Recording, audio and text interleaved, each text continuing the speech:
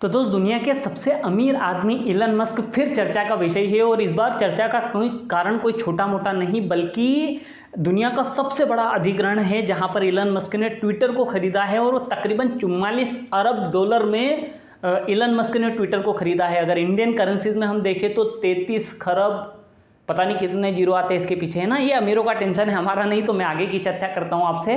तो सबसे बड़ा कारण है इलन मस्क की चर्चा का, वो सबसे पहला कारण तो यही है कि उन्होंने ट्विटर को फाइनली टेक ओवर कर लिया।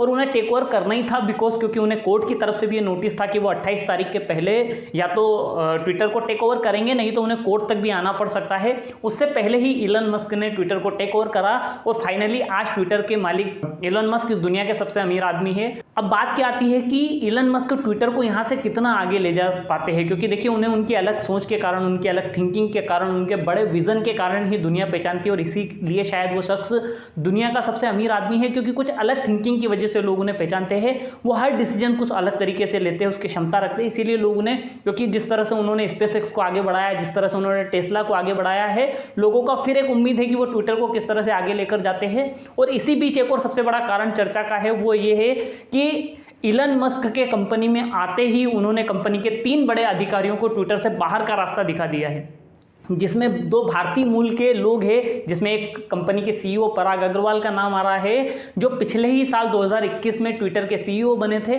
पराग अग्रवाल इंडिया से बिलोंग करते हैं, उनके माता पिता इंडिया में ही रहते हैं, वो अपनी फैमिली के साथ वहाँ पर रहते हैं। उन्होंने आईआईटी बॉम्बे से अपना बीटेक कंप्लीट किया, उसके बाद उन्होंने स्टैनफोर्ड यूनिवर्सिटी से कंप्यूटर साइंस में पीएचडी करके रखी हुई है। और पिछले साल वो ट्विटर के सीईओ बने, लेकिन पिछले 10 सालों से वो ट्विटर को अपनी सेवाएं दे रहे हैं। और दोस्त, सबसे बड़ा कारण एक और रहा है कि जब इलन मस्क ने ट्विटर को खरीदने की बात कही थी, तभी से उनके बीच में कुछ विचार के मतभेद थे, तभी से उनके बीच में कहा-सुनी चल रही थी, तभी से ऐसी कुछ बातें हो रही थी जिसकी वजह से ऐसा लग रहा था कि ये दिन आएगा। लेकिन इतनी जल्दी इलन मस्क इसके लिए डिसीजन लेंगे, ऐसा किसी ने नहीं सोचा था।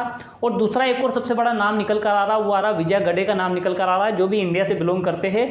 और उनका सबसे बड़ा कारण शायद ये रहा है कि उन्होंने डोनाल्ड ट्रंप का अकाउंट ट्विटर पर ब्लॉक किया था, और शायद ये सबसे बड़ा कारण रहा है। लेकिन दोस्त, इन्हें से बाहर करने का ही एकमात्र रीजन नहीं है। अगर इन लोगों को ट्विटर से बाहर किया जाता है तो एक बहुत मोटा हर्जाना इलन मस्क को पे करना पड़ेगा। और ये बात सामने निकल कर आ रही है कि अगर पराग अग्रवाल को निकाला जाता है तो तकरीबन $50 मिलियन पराग अग्रवाल को पे करना पड़ेंगे। अगर हम इंडियन करेंसी में देखें तो तकरीबन 412 करोड़ रुपए हर्जाने के रूप में पराग अग्रवाल को पे करना पड़ेंगे। अगर हम विजय गडे की बात करें तो उनको भी तकरीबन $17 मिलियन पे करना होंगे। अगर इंडियन करेंसी में देखें तो तकरीबन 140 करोड़ 140 करोड़ के आसपास की रकम ये आती है।